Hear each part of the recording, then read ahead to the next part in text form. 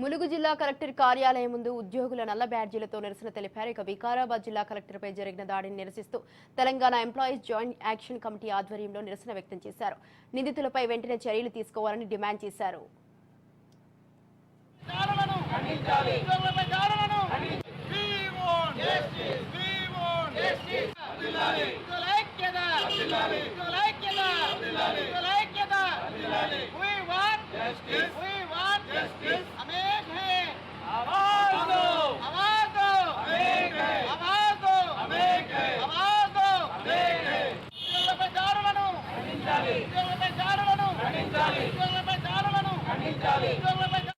పిలుపు మేరకు JAC chairman మారం జగదీశ్వర్ గారు మరియు సెక్రటరీ జనరల్ మన ఏలూరు శ్రీనివాస్ గారి పిలుపు మేరకు ఈరోజు 32 జిల్లాల కలెక్టర్ల ఆఫీస్ ముందు ఈరోజు లంచ్ అవర్లో ధర్నా చేయడం జరుగుతుంది.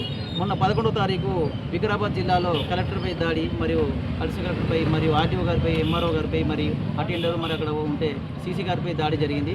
ఈ దాడిని నిరసిస్తూ మేము ఖండిస్తూ ఇవాళ ఈరోజు కార్యక్రమం జరుగుతుంది. ఏదున్నా కలెక్టర్ గారు పాలనాధికారి ఐఏఎస్ డిస్ట్రిక్ట్ మేజిస్ట్రేట్ అతని మీదనే వాళ్ళు అంత దాడికి మొదలైతే ఇక మిగతా ఉద్యోగస్తులు చిన్న ఉద్యోగ భయంలోకి గురవుతున్నారు.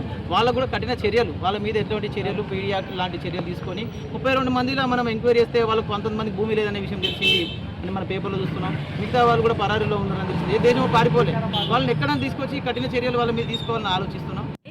ఈరోజు మన తెలంగాణ రాష్ట్ర జేఏసీ చైర్మన్ మారం జగదీశ్వర్ గారు మరియు సెక్రటరీ జనరల్ ఏలూరి శ్రీనివాసరావు గారి పిలుపు మేరకు ఈరోజు అన్ని జిల్లాలలో ఉద్యోగులపైన మరియు కలెక్టర్ గారి పైన మొన్న జరిగిన దాడికి నిరసనగా ఈరోజు లంచ్ అవర్లో అందరూ నల్ల బ్యాడ్జీలు ధరించి నిరసన వ్యక్తం చేయడం జరుగుతుంది.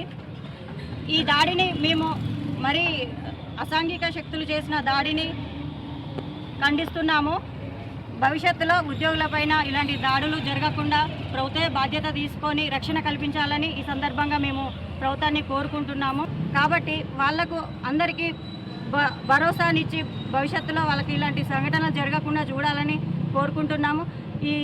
ఈరోజు ధర్నా కార్యక్రమంలో మన రాష్ట్ర జేఏసీ పిలుపు మేరకు అన్ని భాగస్వామ్య సంఘాలైన పిఆర్టీయు, ఎస్టీయు మరియు టీజీఓ, టీఎన్జీఓ, సిపిఎస్ అన్ని సంఘాల నాయకులు ఇక్కడికి వచ్చి పాల్గొనడం జరిగింది. 11వ తారీఖు కలెక్టర్ గారి మీద మరియు రెవెన్యూ సిబ్బంది అలాగే అటెండర్ డ్రైవర్ మొదలుకొని ప్రతి ఒక్కరి మీద ప్రతి ఉద్యోగి మీద కూడా దాడి జరగడం జరిగింది. ఇది ఒక అసాంఘిక శక్తుల దాడిగా మేము అనుకుంటున్నాము. ఎందుకంటే అందులో దాడి చేసిన వారిలో 16 మందికి ఎలాంటి భూమి కానీ ఏది లేదు. అంటే అసాంఘిక శక్తులు దూరి ఉద్యోగుల మీద అధికారుల మీద ఇలాంటి దాడి చేస్తే ఒక ఉద్యోగి ఫీల్డ్కి వెళ్ళి ఏ విధంగా డ్యూటీ చేయగలుగుతాడు? సో దీన్ని మేము చాలా తీవ్రంగా ఖండిస్తున్నాము.